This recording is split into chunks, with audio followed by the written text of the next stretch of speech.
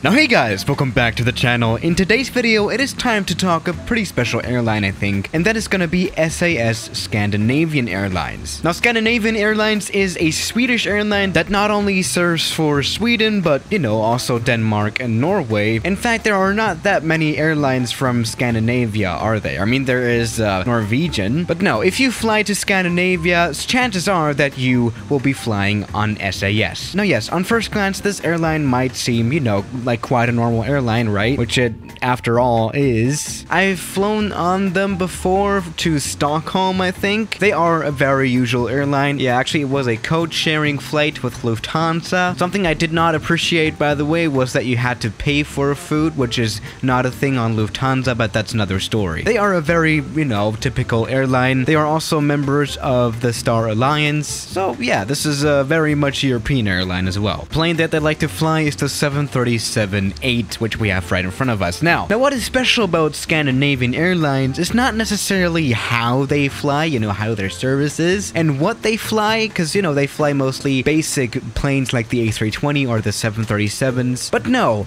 it's all about where they fly. Yeah, Scandinavian Airlines, they have a very, very interesting destination selection, I guess. Right now, we are in the south of France. I'm pretty sure they fly here, too. Let's just go ahead and take off, so that way we can actually get some flying part into this video. There we go. That was a pretty nice takeoff. Oh, pretty over. Yeah, the 737 has got quite a lot of power. Now, yes, as I've already said, this airline, it focuses on, mostly the Scandinavian region, but it also flies all around the world. I actually have a map here. Yeah, there we go. Here's a map of all the destinations that SAS serves. As you can see, there's a lot of Europe. There's some US destinations as well. The classic ones like New York, Washington, Los Angeles. And there's also a little bit of Asia as well, Shanghai, Beijing, and Tokyo, which is probably their longest flight, I guess, from Copenhagen. Now, they also fly a lot between Europe, I guess, but one destination definitely stands out on this map, and it's right here, Longyearbyen. Which is this one, yes. SAS actually flies to the Svalbard Islands from Oslo, Norway, or Tromsø, also in Norway. And they actually use 737s at this airport, and as you can already see, this is a very, very much remote place. Let's actually go there today, and right now the 737 is still flying in the background. It's doing some maneuvers, I guess. But yeah, let's just go up there. Now, this airport is probably one of the most interesting destinations this airline serves, but there's also some other ones on the list. Alrighty, welcome to the Svalbard Island, or islands, I guess. Oh, this is really just one island. This is really in the middle of nowhere, and yet SAS actually flies a 737 to this place, which is very interesting. I think you can also see some A320s from SAS fly here as well. Now yes, this airport, it is a very much exotic one. We like very exotic airports on the channel. We talk about them all the time pretty much, and this is quite a special one. As you can see, this is quite a short runway, or let me just tell you, this is not a very long one. Especially with big planes, you're gonna run into some issues. I mean, Scandinavian, they use quite a wide variety of planes. They also use like long-haul planes for the Tokyo route, for example. Let's see if these planes can actually fly to Svalbard as well later on. And actually on the ramp here, we have an SR-71 Blackbird, which is a very interesting plane to be here too, I guess. All right, now the time in the simulator is actually just 12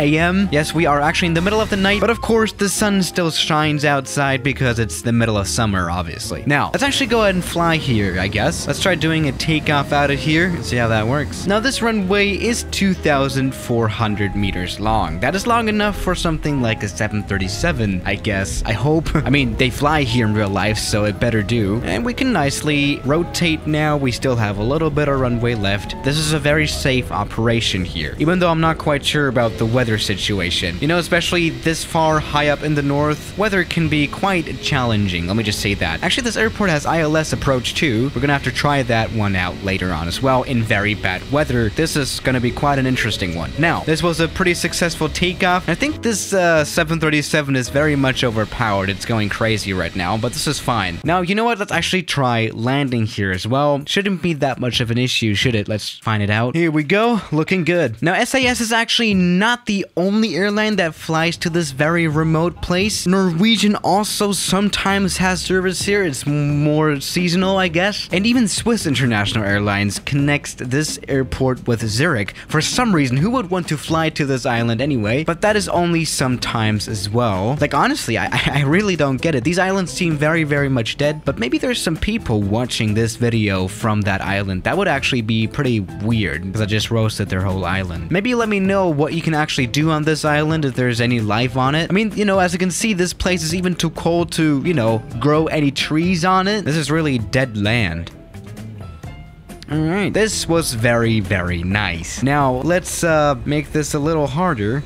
Okay, that landing was actually not super smooth, but it was acceptable enough. Let's maybe go for a long-haul plane that SAS also uses. Here we go. Let's talk a little bit about the A350 as well. Now, welcome aboard the A350. We actually have the SR-71 taking off on the runway. There it is. Let's see if it can fly here as well. Right now, there is a computer controlling this plane. Oh, it's not doing very well. Yeah, the SR-71 Blackbird right now is being controlled by an AI. That one is not very highly developed, I guess. But let's step into a plane that is... Here we go. This is the A350. Very, very nice plane as well. Now, yes, again, they probably fly this plane on the Tokyo-Copenhagen route or something, which makes sense. I mean, this plane has got an enormous range. It is very modern. It is very nice. But it's got some problems with, well, short runways. Yeah, I have actually managed to overrun this plane a couple of times on shorter runways. So, you know, this could be an interesting challenge, I guess. Taking off might not be that much of an issue, but stopping on the landing here would be an issue. Maybe. Let's see if a 2,300 meter long runway would be enough. Here we go. Alrighty, looking good. V1. Oh yeah, we have a traffic warning here because of the SR-71 Blackbird that has just crashed down here.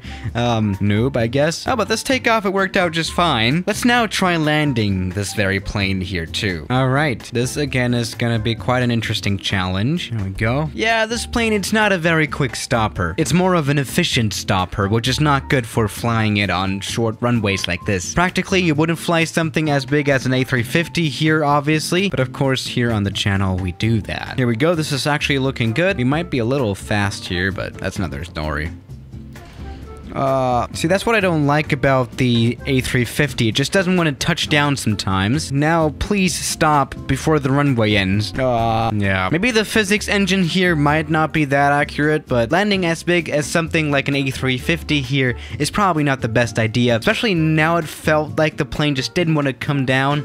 I really had to push it down in order to have it actually touch down, which, you know, it kind of refused to do. And this was the result. Not very good. Not easy, I guess. So let's go bigger. Maybe this 777 will work. You know, the 777, it can fly on a shorter runway. At least that's how I feel about it. Let's find it out. See, 2,300 meters, that is where I would start to begin to worry about runway length, really. Especially for something as big as a 777. All right. That is a landing. Let's get this plane stopped now. See, this plane is a lot more willing to actually come down to the ground and land, and it's also a lot more noisy. Jesus. All right, there we go. But we have landed. I can actually see right now, the runway is actually sloped a bit as well. And as you can see, it goes down a little bit here, which probably doesn't make landing necessarily easier. All right, that plane had worked out too. This was more of a crash landing. I will not show you the touchdown because, embarrassment, I guess. Cut this out. No, but let's move on.